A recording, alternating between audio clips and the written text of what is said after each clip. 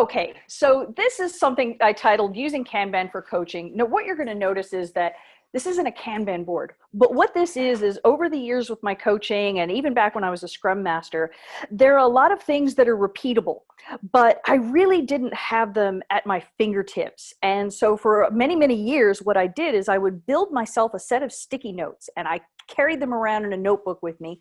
That way, if I went in to do a certain workshop or a certain type of meeting or any of that, I didn't forget any of the bits. I just took out my sticky notes, I threw them on the wall, I talked with the teams, I ordered them the way I wanted, and got started. And over the years, I've added to those.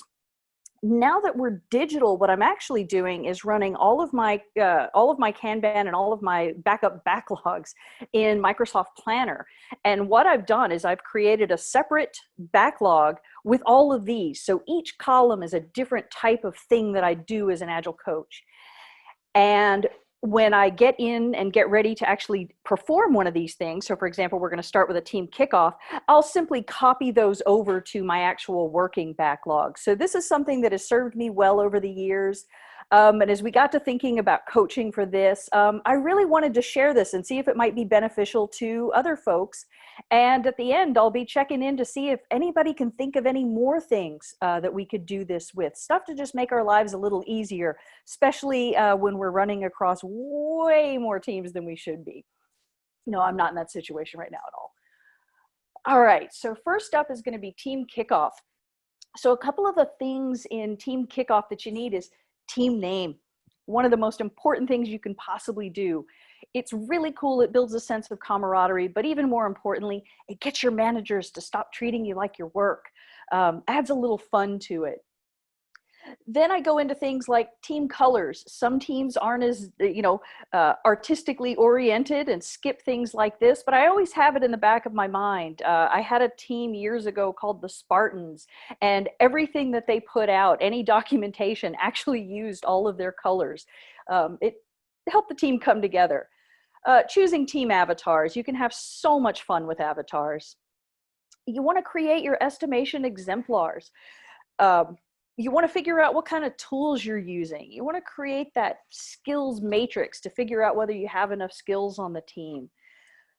Taking a look at, let's see if I can. Andy, Yeah. there is a request from the attendees. Can you zoom in a bit so that they can see? Let's see if I can. Oh, I can. Yes, thank you. It wasn't working for me earlier, but it is now. Okay, better? Awesome.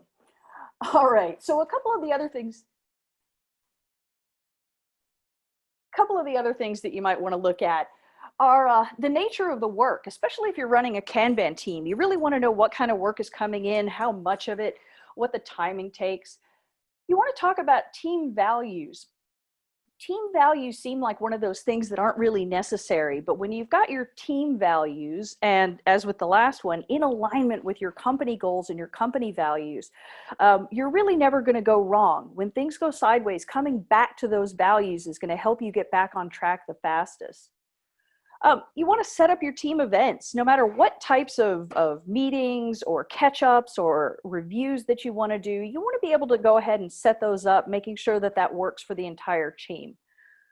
If you're doing Scrum, you want to start a Scrum cadence. Depending on what else you're doing, you want to set up those timings as well. And then the last thing in this one is that you want to do a social contract. Again, it's all about how you work together. And that is just a set of things that I've grown over the years. And every single time I set up a new team, I have those sticky notes at the ready and I can keep going. Another one that comes up frequently is doing a root cause analysis. As you guys know, one of the things that happens is as you start working in agility, you start uncovering problems. And sometimes the reason for those problems isn't quite as obvious as you'd like it to be. And over the years, I've put this together as a way to really dig into, find out what those problems are. So I start with defining the problem. I remind myself to take a deep look at what's happening, gathering data, talking to people, potentially having a workshop if it's a group you're working with. And you can have all different kinds of things like liberating structures or just conversations to help you get at the heart of what the issue or the issues are. You want to locate those causes. Sometimes it's one thing, sometimes it could be multiple things. Next up, you want to propose some solutions. You want to take a look at things that might work, and you want to talk those out together. Just going in with the first thing that your gut says probably isn't going to work, but being able to have a discussion and figure out what changes you want to put in place. I did stick one in that says, put a change in place. And the reason I left it as a singular is because a lot of times you'll find a whole bunch of things that you want to do, but it's really important when you're proposing solutions to make sure that you're putting in one thing at a time so that if it makes a change, you know what caused it. And then of course, everything comes back to the same thing: inspect and adapt. Look at what happened and move on. Next up is an Agile assessment. Whenever I go into a company, whether they ask for it or not, whether it's just for my use or whether I'm going to present it, I always do an Agile assessment. I want to understand the entire ecosystem that I'm working with. A couple of the things that I always make sure to look for: determine their reason for agility. Sometimes it's a good reason, sometimes it's not. And being able to have those open and honest discussions at the beginning is going to help you formulate a better plan for where to take them. You want to determine the company goals. I've seen company goals, everything from, doubling in size in the next few years to, wow, we're in survival mode. What do we do next? So getting at the heart of what they're looking at really helps you out. Love to conduct one-on-ones with as many people and as high up as possible. One of the cool things about this is this will tell you a lot about the organization. I've worked in companies where I had free, unfettered access to anyone, and when they could give me time, they did. I've also been told that even so much as low-level management was off limits without going through their EAs. And if you wanted to get to someone 3 or 4 levels higher, it could take you months just to get through the red tape to see them. That's a real big indicator that there are going to be problems for any sort of agility coming into the business. I attend their meetings. I attend everything I possibly can. You don't have to go to them all, but make sure you get yourself invited and see how they work and see how they converse and see how they treat each other. Then I use all of that to create a prioritized backlog for myself. I go through and I look at what are they doing well? What are they working, what do they need improvement on? What are the long-term goals that they could work towards? And then I decide if I want to present the findings. And if I do, I try to make it actionable so that when the meeting ends, they actually have some key points that they can put into their backlogs and get started. And then usually if I do an assessment meeting, before we leave, I try to get them on the same page with what 2 things are you going to change now? And that's been really successful, narrowing it down, because a lot of times after a big assessment, they can get really overwhelmed, and narrowing it down to just a couple of key pieces gets people bought in. It gives them a chance to try something quick and simple, and then they can get some results and see where they want to go from there. Next up is one that I've also never shared before. This one's about creating a talk. The first time I created a talk, I simply went into the form and I was overwhelmed with the amount of stuff that they wanted to know. And I found myself going back and forth and scrambling to find all this information. And what I found now is that I have this stuff in my backlog. And when I decide I'm going to create a new talk, I go through and I put all of this stuff in my backlog and I start going through it one piece at a time, and I build one single document that has everything I could possibly need. So the main things that you want are going to be your name, your bio, an outline of what it is. You're going to want to do some timings. A lot of people don't care, but a lot of people really want to know, hey, this is a 60-minute talk. How long are you going to take for your intro? How long is each section going to take? What are you going to do and how are you going to structure it? Are you going to have a Q&A? Are you going to converse with people? What is it that the talk looks like? Learning outcomes. You want to be able to determine what people should be able to get out of your talk. Why are they there? Why do they want to be there? You're going to want to have your title, and you want to have something nice and catchy. You want to know your audience skill level. If you're doing something basic, any skill level's okay. But if you're getting into some really serious stuff, some really technical things, you might want to call that out so that people don't feel overwhelmed if they've ended up in the wrong place. You want to discuss the materials you need. Some conferences will provide things like sticky notes and Sharpies and poster boards and all that kind of stuff. And so you want a good idea of what you need, and that's going to help them make a decision on, whether you're going to be a fit. Accommodation requirements. This one only happens in international travel, but it's always a good one to know because sometimes they're going to help you pay for it. Sometimes they're not. Some conferences are going to ask you if you're okay sharing a room to split those costs. All these kind of things are things to keep in mind. You always want to have a headshot. I'm notoriously bad at this one. It's been in my backlog for probably 3 or 4 years now, and I still haven't had a good one taken.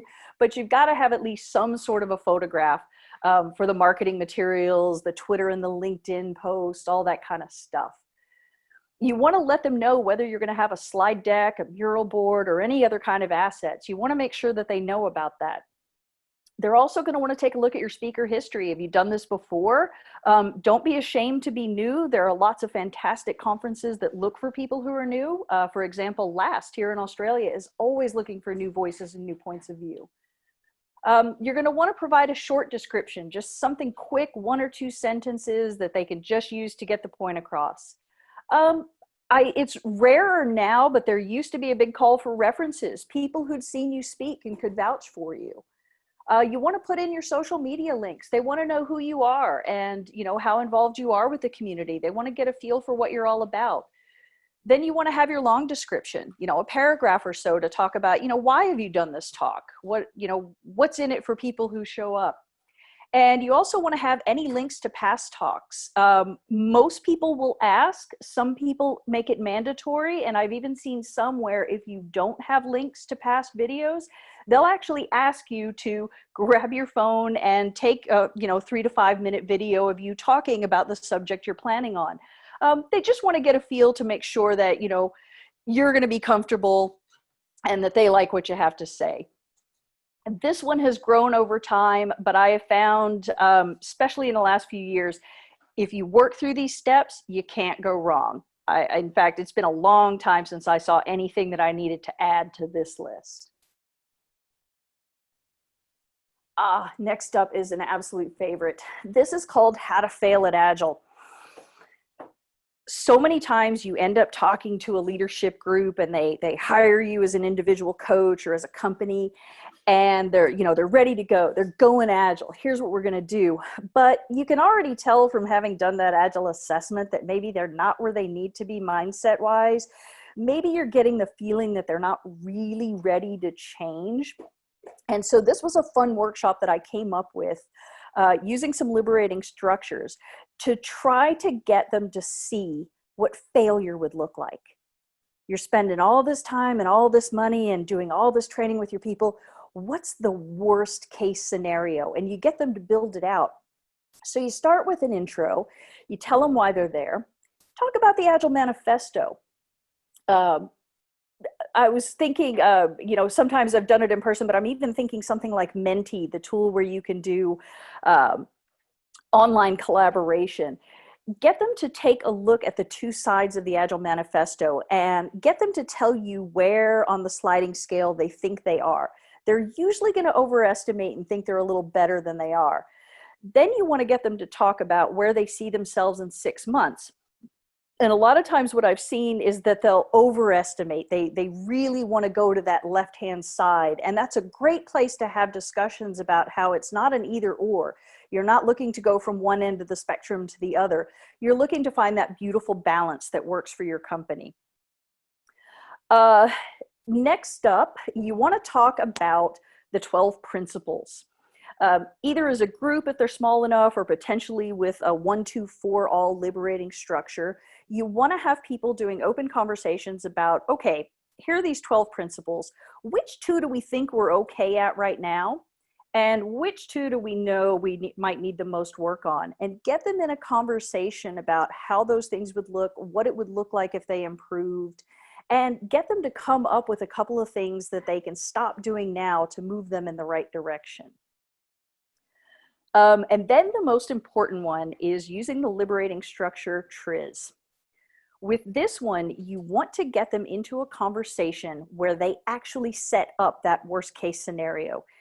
Get everybody writing on sticky notes. How can we make this fail? How can we create together the absolute worst Agile transformation possible?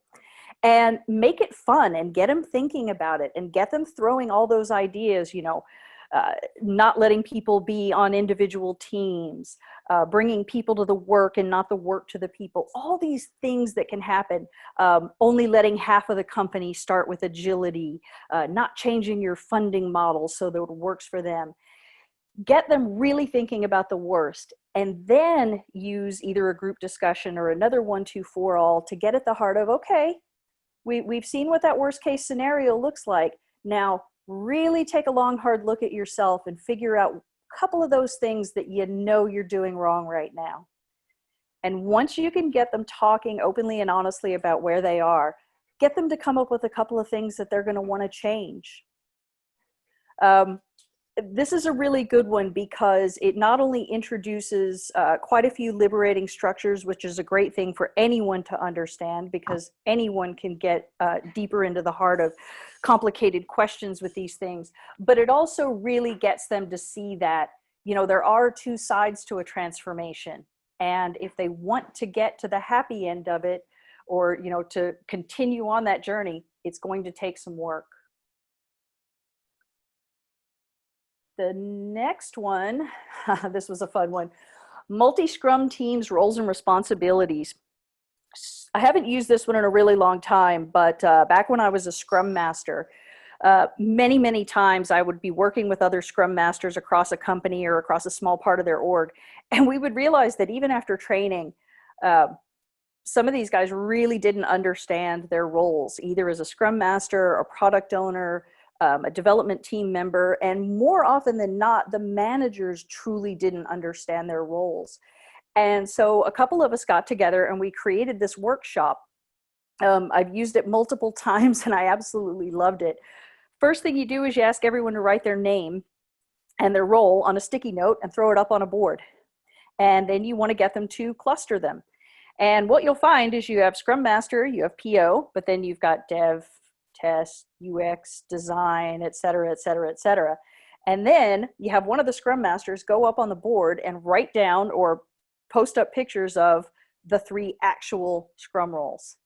And then you have all the people who didn't end up in Product Owner and Scrum Master to put those into the development team where they belong. That's when they start to get a feel for, oh, wow, it's not about unique individual, it's about my contribution to the team. Then you move on to creating either whiteboard space or poster board space for each of the 3 roles, and get everyone on the teams to put sticky notes up about what they think the roles and responsibilities are. We're not allowed to have a box like that.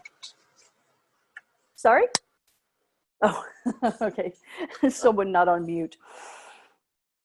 You go through and you have them write down what they think are the roles and responsibilities for the 2 sections that they don't belong to. And what we found is that there were misconceptions all over the place. And what that did is it really created a way for us to start asking questions, start discussing the roles in more depth. And it also got your managers on board with really understanding what these expectations were all about. This workshop has done wonders for getting people to start asking the right questions. And when they're in their different Scrum events, they really start saying, oh, wow, wait, I've always done this, but is that really my responsibility? And so it's a fantastic way, especially if you're in a place that's not going to let you do, certification courses or deeper dives. It's a really great way to get those conversations started.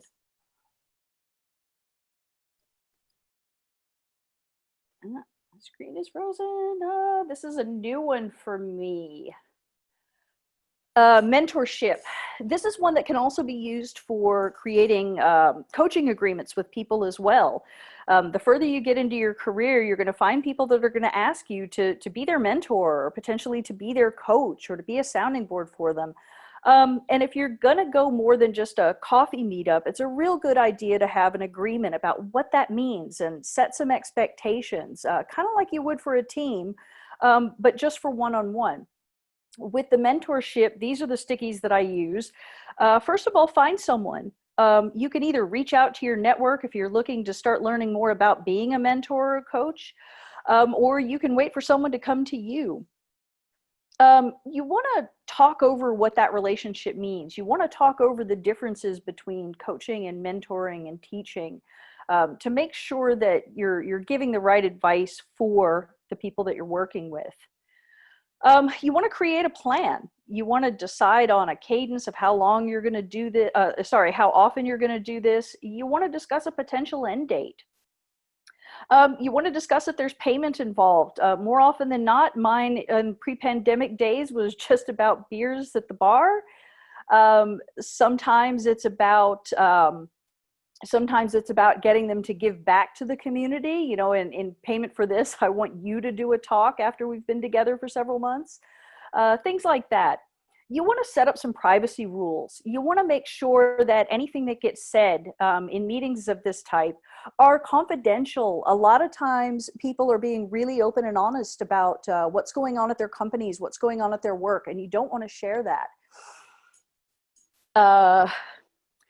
You want to ask really open-ended questions. You want to make sure that you're helping them understand that problems don't just have a surface, that it's really not just a surface problem, that sometimes there are underlying issues, and you want to really help guide them to asking deeper and deeper questions. And you don't want to provide solutions. One of the problems with providing solutions is that, as we all know, what worked for someone else isn't necessarily going to work for you. And even as long as I've been coaching, even the things that I've seen work brilliantly for one client don't necessarily work for the next group of people I go to. So always making sure to blend, you know, advice and suggestions with, you know, really trialing these things out. One of the most important things is to listen. Listen more than you talk. And the reason I wrote that is because, especially early on, and even sometimes now, this is one of the things that I forget. And so it's a nice, gentle reminder in my backlog to make sure that I'm there for them. And do retrospectives. Inspect and adapt again. You want to every once in a while stop and talk about, you know, is this mentoring relationship or this coaching relationship working for the person you're with? Is it working for you? Do you feel like they could benefit from maybe someone else, depending on the types of issues they're having? So it's a good way to, with these sticky notes, to just remind yourself of all the different components that go into something that seems so simple. Next up is my biggest board. This one is for Kanban design.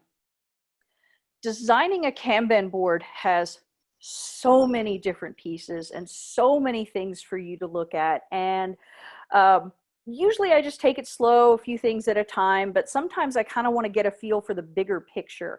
And so I started creating these to try to give me a little nudge if I'm feeling like I got stuck. You want to make sure that you put up their team name and their avatars. You want to look for their commitment points. You want to define a starting point for WIP limits. They don't have to be perfect, but you want to define something to get them started. You'll want to look at the work item types and the different classes of service that you're going to be looking at. You want to define things like, what do ticket colors mean? Do they define different things? You want to look at, how do you call out blockers? The whole point of Kanban is that it should be a visualization. And so you want to make sure that you're throwing out to the team all of the things that you can think of over time that they're going to want to visualize. Things like dependencies.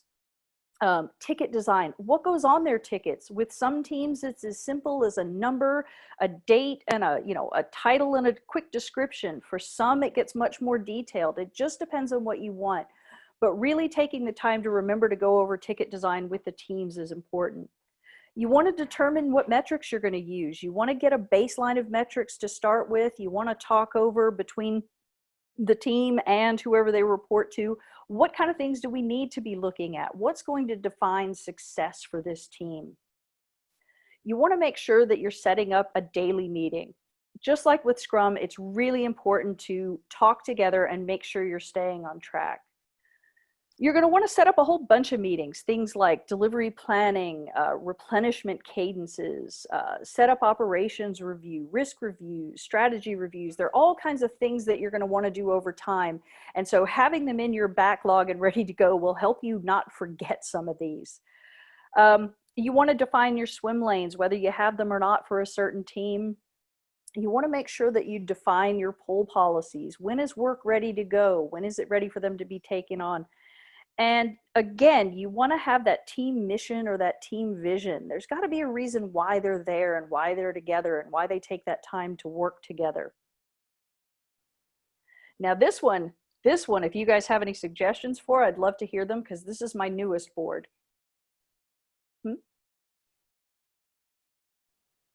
And this is the very last one that I've got.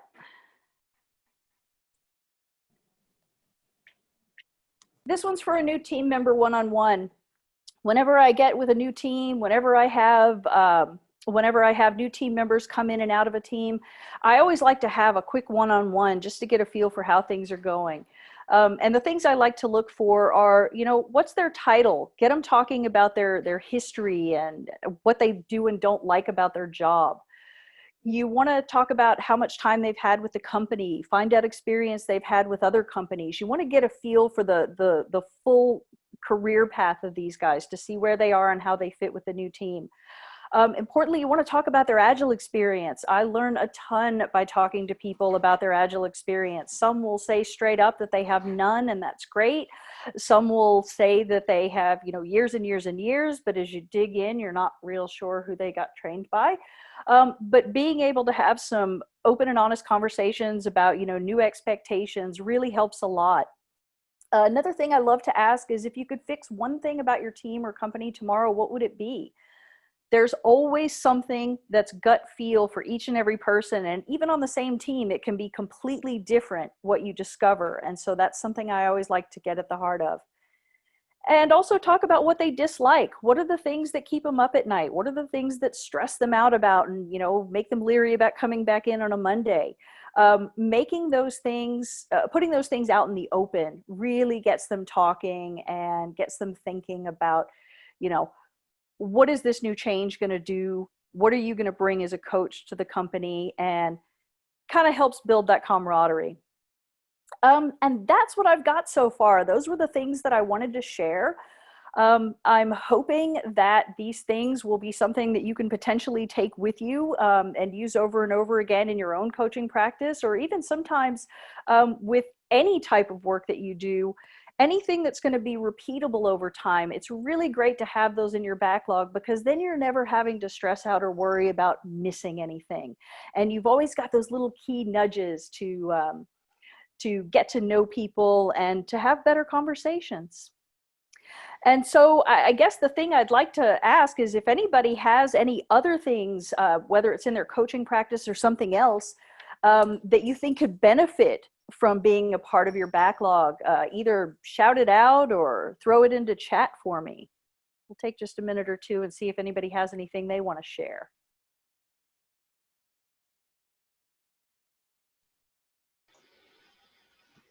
Thanks, Sally. I thought that was awesome.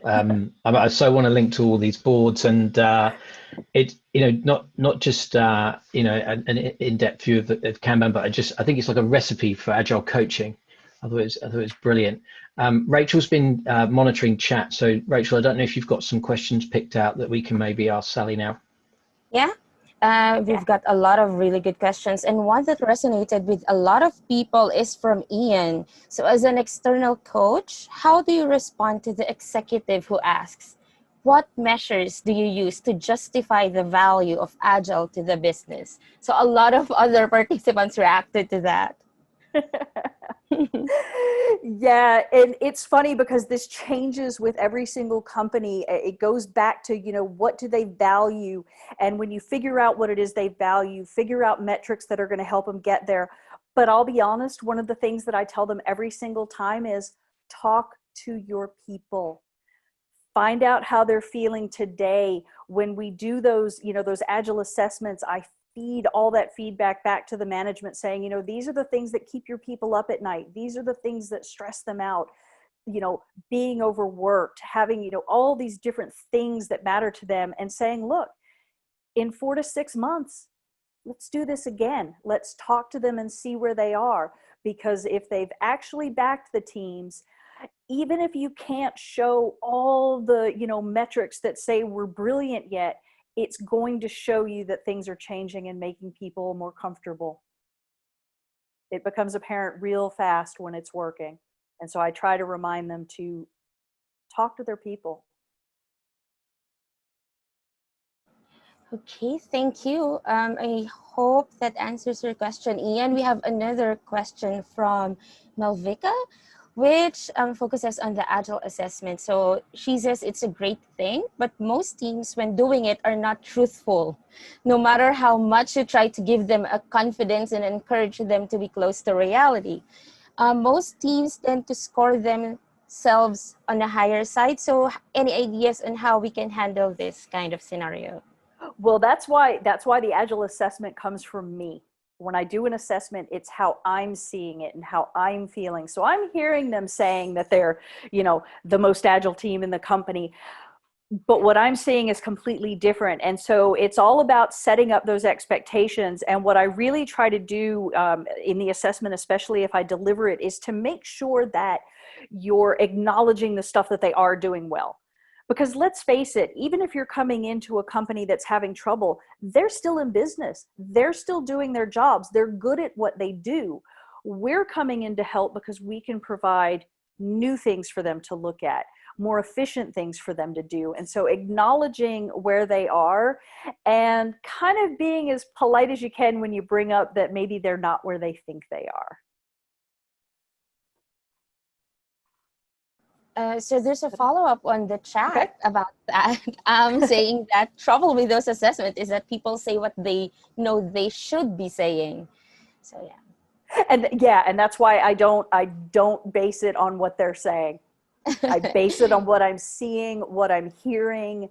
I base it on how they're able to do their work. Are there bottlenecks? Are managers having to sign off on work instead of leaving it to the teams? I look for those trust factors, and I look for the mindset. I look to see where they are, and I mostly judge it on what I'm seeing, not what they see. Another follow-up on that. So there's a lot of questions about this assessment. It looks like people are really interested on how to do this. Another one is, do you first spend time observing the teams or the culture of the teams during the Agile assessments, or just approach to them or the teams directly like a survey? And what are the best practices you can recommend someone does for effective and unbiased Agile assessment? So this is a really good question for us aspiring Agile coaches. Yeah, so one of the first things I do is what's up on the screen right now is starting with that new team member one-on-one, just to get a feel for the individuals. And like I said, I stalk all their meetings. I eavesdrop in the hallways. I look at their backlogs. I just chat with people. I ask questions when I see things that they're doing, practices that they're doing that seem off to me. Just really shadowing them for as long as you can get away with really is going to help you come up with that clearer picture. Sometimes you don't have as much time, but I find that the more companies you go into, it becomes really apparent really fast, some of the places where you can start. Okay, so we have another question. We have a lot of questions coming in. This is great. One from Aditya as well is, knowing what failure looks like could be a great conversation to have at a team level. However, one could get uncomfortable when management or senior leadership are there with the team. So do you limit audiences, or how to facilitate for an open dialogue and be fun at the same time? And what are some tips and tricks based on your experience to make this work? Yeah, for conversations like that, I especially try to do those at retrospective so that it is just the team.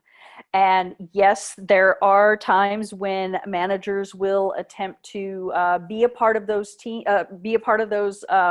events.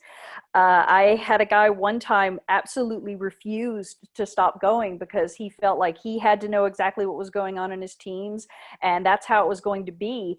And the team finally said, hey, can we kind of do this, stealthy? And so we set up a meeting that we all talked about in WhatsApp, but we didn't put it in our calendars, and we did it off site. Yeah, you've got to help provide them that safe space. Over time, I've seen teams want to bring in their management, and that's a time when you want to talk to them both and make sure that it is a safe space. A lot of companies just have that ability. They can be open and honest. Opinions are allowed to come from anywhere. Depending on the company, that can be a difficult thing to deal with. But yeah, really, really making sure that you're talking to the team and getting it what they want is going to help you figure out as a coach what to do next to help the company understand how to fix some of those issues. Okay, thank you. And we have, this one is about the difficulties when you're doing how to fail at Agile. So did you encounter any difficulties when the participants are not familiar with the Agile manifesto for the how to fail at Agile workshop? Yeah, really, like I said, I do the introduction at the beginning.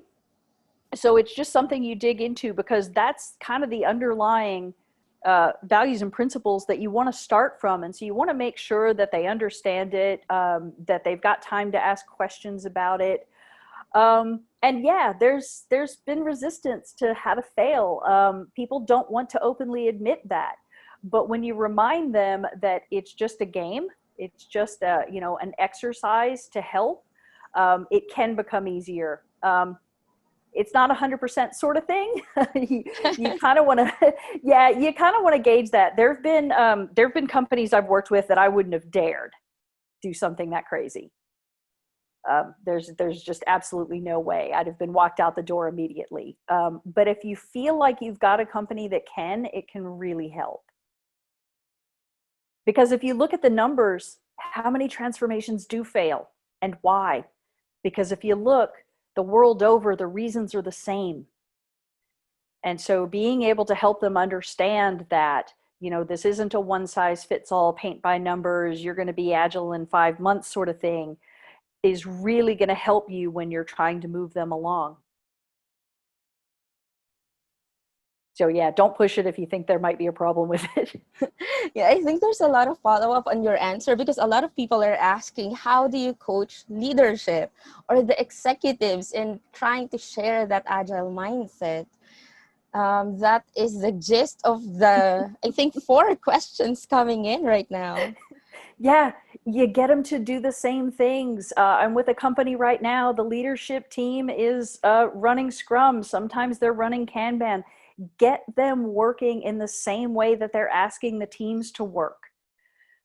Continually feed them information about the good things that are happening at the team level and the things that are still stopping them. Remind them that it's not going to change or happen overnight. I've seen so many managers get frustrated when the same feedback keeps surfacing, every 2 weeks or every 4 weeks. And it's the same stuff. And they're like, yeah, but we can't fix this right now. And that's okay. You want them to remember, though, that if you're still submitting the same types of feedback, that it's still a problem for the people on the ground. And that when the time comes and they are able to make changes to help those things, that should be first and foremost in the back of their minds. And so it's just you've got to constantly remind them that, they've made this decision and why, and make sure that you're surfacing the good stuff that you're seeing. And then it makes it easier for them to make more and more changes, especially if you're telling them about the changes you've already implemented and the team members are happy. It can go a long way to making those bigger changes happen. Okay, I hope that answers a lot of questions in the chat. Another question that I saw, and this is a little bit different, is there are a lot of incorrect Scrum practices given by bodies other than Scrum Alliance and Scrum.org. How can we get people to understand what Scrum is when some very famous frameworks like SAFe uses terms and practices which are not even agile? That did not come from me. Oh, I could get in huge amounts of trouble answering this one. um, I'll be very, very honest. I'm not a fan of SAFe for obvious reasons. Read the Scrum Guide one time and you're not going to be. I just don't buy it. I find that most people who are into SAFe always say the same sort of statement, and that's that, well, there are some really good things you can take from it. Seriously? Like those things aren't available in the other scaling frameworks? Yeah, that's a tough one. But I usually try to go back to reading the Scrum Guide. I've never walked into a place that I didn't get absolutely everyone that I could convince to read it. Part of that exercise that I did with the Scrum roles and responsibilities was to make sure that everybody had read it before coming in, and I had their managers and their delivery managers and their skip managers in that meeting so they could hear what the truth was, and they could hear what was supposed to be happening, and they could see from the looks on their people's eyes going, wait, that's not what you told me we're supposed to be doing. Really gets those conversations started. The SAFe thing's a tough one. I'd say best bet is just to try to do your best to make sure that that mindset is there and that you're helping people out as much as you can. You know, doing the right things, having the conversations, inspecting and adapting. Just come back to those principles and those values as much as you can within the confines of the structure. Okay, thank you. That's a tricky question to answer. That is. Another one, and this is more on transitioning from an office environment to a work from home environment, right?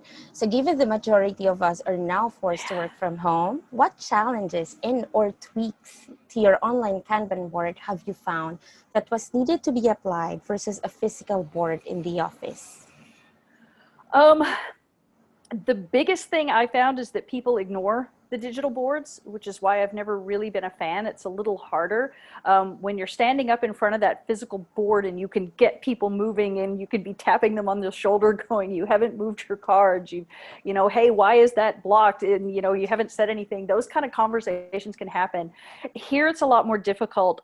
It really comes down to having a good working agreement and talking with the team, you know, how can we now visualize the stuff that we used to do with different colored cards, different types of tagging, all that kind of stuff, making sure to sit down and have a discussion about, okay, here's how we used to do it. Here's what we need to get across in the digital format, and agreeing on those things and making sure that everybody sets aside time. I had a team just recently, nobody was touching their cards. And so we made a mandatory check-in for 15 minutes every day where they have to go and do it. And anybody who doesn't is going to be the first one buying drinks when we all go back to working in the office again. Yeah, most people are a little worried they're going to have to go back and are actually behaving. But yeah, you've just got to figure it out with the team and try to get it as best you can. It's never going to be as good, but it can work. Okay, and I think this is more of sharing. So Agile is like a silver mirror. A lot of people think it is a silver bullet. But what is the worst environment you came across where people never had the mindset but were overly addicted with just Scrum and Scrum ceremonies? Oh, so many bad places that I've been. Yeah, probably one of the worst was a company where that's literally all they did. They had the Scrum events, they did the things, they put a board up so that they could see it, and they were convinced that this made them agile. But when you looked at their work, they never finished a sprint. They canceled sprints left and right because they changed their mind. They took in too much work. You know, nobody ever really talked about things. They just kind of ran off in their own little direction. But every time you talk to them, they were like, oh, we're agile now.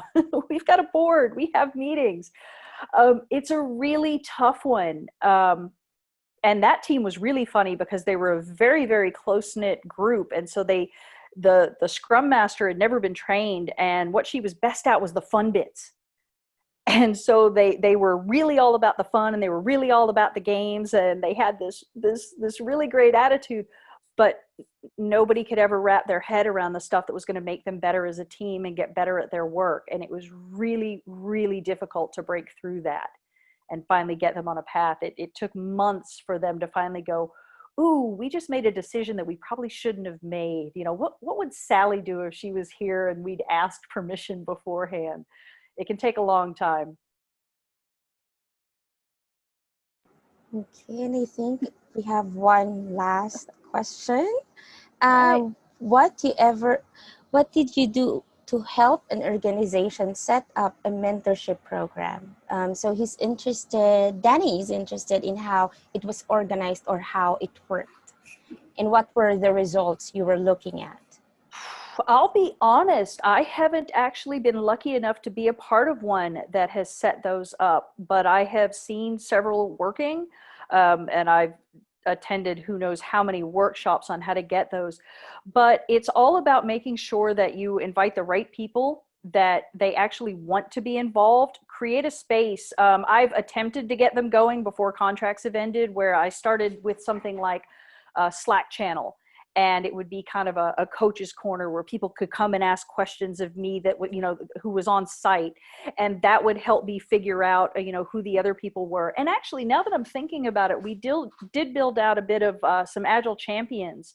And for those of us who were doing on the ground training, 2 and 3 day Agile fundamentals and UX design, we went in and we were able to come up with a couple of people across the company who wanted to start learning how to do that. And we got them to volunteer, and we taught them about how to teach and how to train and brought them along for the ride. And it worked great, because then when they were able to go back to their teams, you know, people were starting to ask them more and more questions, seeing them as an authority, and it helped out. But yeah, tons of resources online for setting up communities of practice and things like that. And yes, they're a great idea. Do them. Thank you. Oh, and we have another one from Felicia, and she just posted this one. So I have used Kanban for my DevOps team to get through their work. Typically, DevOps is a team that has multiple requesters for work and have multiple others outside the team that is required to complete the work. So is there a streamlined way to manage work in progress when you most likely will have blockers from other enterprise teams, and they are servicing the entire org? Yeah, that's always a tough one. You always want to try to get rid of dependencies rather than manage them, which is why we try to put ops people into Scrum teams or into other Kanban teams to get them working as one rather than being a separate entity. But yeah, go to, is it Kanban University? Yeah, go to Kanban University. There are a ton of different ways to set up your Kanban boards and to limit your WIP while still dealing with blockages and dependencies and things that are waiting. It's really all about understanding the type of work that you get in, the amount of work that you get in, what those dependencies are, and what the constraints are for the amount of people on your team, and being able to visualize it and keep talking about it. But yeah, Kanban University's got some amazing stuff for how you can deal with those things. Okay, thank you so much, Sally. I think that wraps it up for our questions. Are there any more follow-ups, Darren? I actually thought Rachel's job was going to be the easiest job, but I fell for you there, Rachel. That you did a really good job. So thanks everyone for your questions. Sally, that was awesome. There were a few people that asked for the mural board to be shared. I think Rachel shared it in chat, but we'll share it again. Yep. And absolutely. You may have there are a lot of questions in there, Sally. So what we might do is people had questions that didn't get covered off today.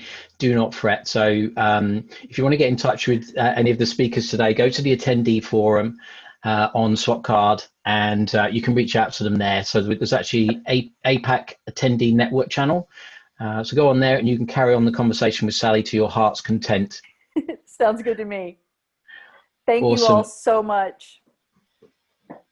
Thank you, Sally.